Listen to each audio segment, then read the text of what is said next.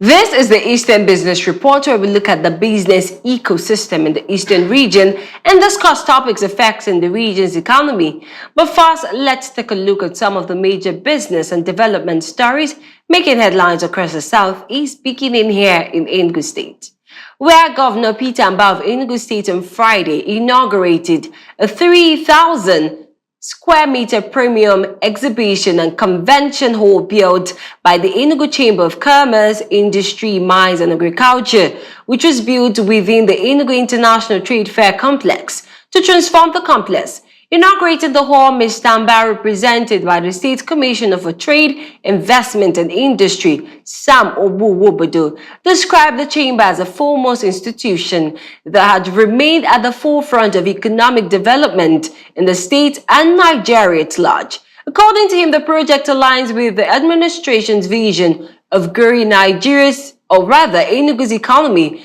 to $30 billion.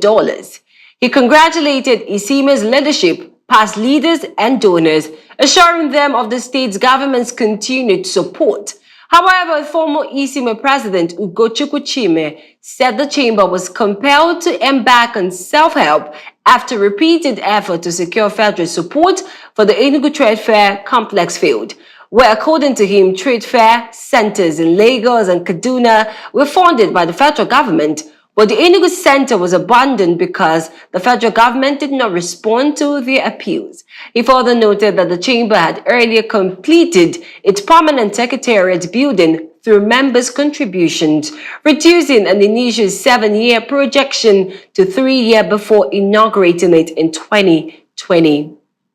Still from Enugu State, where the Enugu State Governor Peter Mbah has reiterated his administration's resolve in building a modern economy capable of competing on the global stage, stressing that the state was moving from consumption to productivity. He stated that the government was doing this through a comprehensive educational reform that redesigns the system to produce problem solvers rather than just mere certificate holders, which was even as the governor undertook an unannounced on-the-spot inspection tour of the ongoing 44.1 kilometer road Enugu-Ugwogo Nike Opinsuka road construction by his administration, describing it as a critical socio-economic infrastructure for the people of the state. Governor Mbah, who spoke during the grand finale of the 2026 Young Innovators Competition tagged Enugu Campus Hackathon, added that the state was preparing the young people for a sophisticated demand of the future global work environment. Furthermore, while inspecting the Enugu-Ugwogo Nike Opinsuka Road project, Governor Mbah also visited identified security flashpoints on the road, which he said would be immediately fixed through infrastructural interventions and the setting up of a forward base.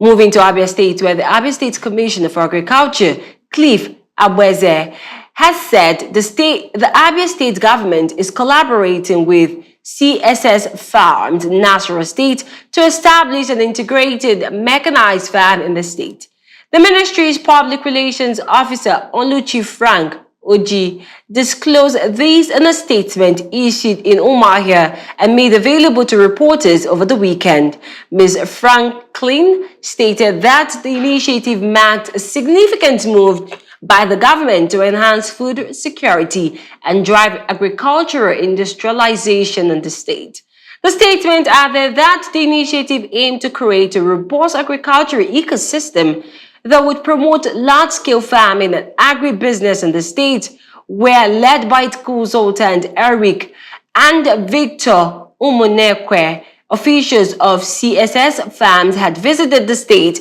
to assess government farm exits and identify suitable locations for the proposed integrated farm project. Ms. Abweze further disclosed that the government approved the replication of CSS Farms as part of his administration's strategic blueprint to reposition agriculture as a major economic driver in the state. Still from Abia State, where the Abia and Umunnakwe offices of Globacom Limited, operators of Glo Mobile, have been sealed by the Abia State Internal Revenue Service for failing to remit taxes owed to the state between 2010 and 2022, totaling over 4 billion naira, where a state high court order in Umunnakwe presided over the Honorable Justice Chido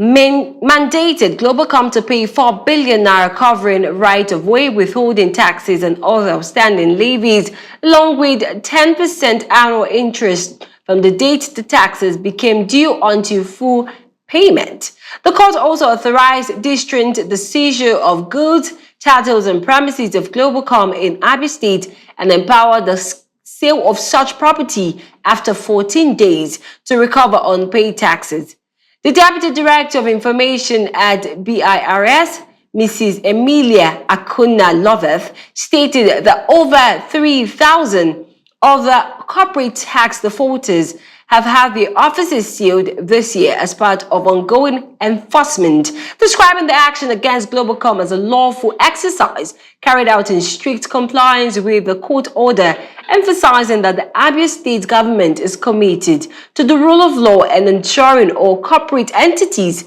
meet their statutory obligations. Ms. Loveth added that BIRS remains open to engagement with Globalcom upon full compliance with the court directives. However, as at the time of reporting, Globalcom's offices remain sealed, but the company has filed an appeal seeking the vacation of the sealing order.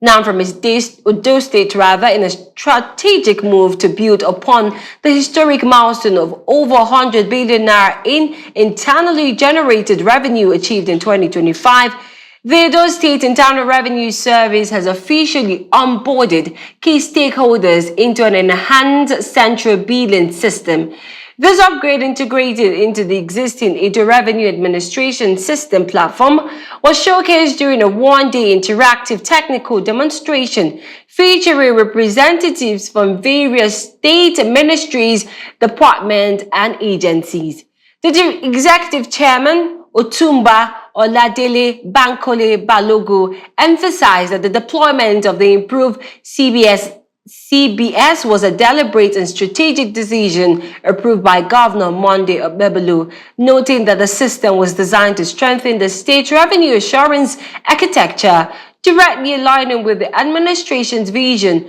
of fostering a financially resilient and economically vibrant Edo State. Reflecting on recent successes, Honorable Bankole Balogu revealed that through focused leadership, institutional reforms, and the collective efforts of the revenue ecosystem, the state recorded an impressive 109 billion naira in IGRO for 2025, describing this figure as a significant leap over the 2024 collection, attributing the growth to a commitment to modernizing tax administration. The chairman further explained that the EIRS is undergoing continuous reforms to stay in tune with modern realities, which empowers the service to more effectively assess, collect, account for, and safeguard state revenue, as a call for total alignment and synergy among MDA staff, urging them to embrace technology, close existing revenue leakages, and uphold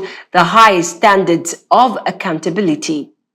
Finally, and still from Edo State, where the Edo State Governor, Senator Monday Obebelu, has commissioned a 5-kilometer network of internal roads at Edo State Polytechnic, USAN, a project facilitated by the Niger Delta Development Commission. The governor, who described the initiative as a strategic investment in education, campus mobility, and regional development, praised the NDDC for the intervention, noting its potential to improve safety and campus life, as they emphasized that quality infrastructure within educational institutions is critical for academic excellence and security. The governor also urged students to leverage the improved learning environment, tying the development to the federal government's renewed hope agenda, reaffirming his administration's commitment to partnerships that deliver tangible results. Obebelu highlighted ongoing collaborations with federal agencies and development partners,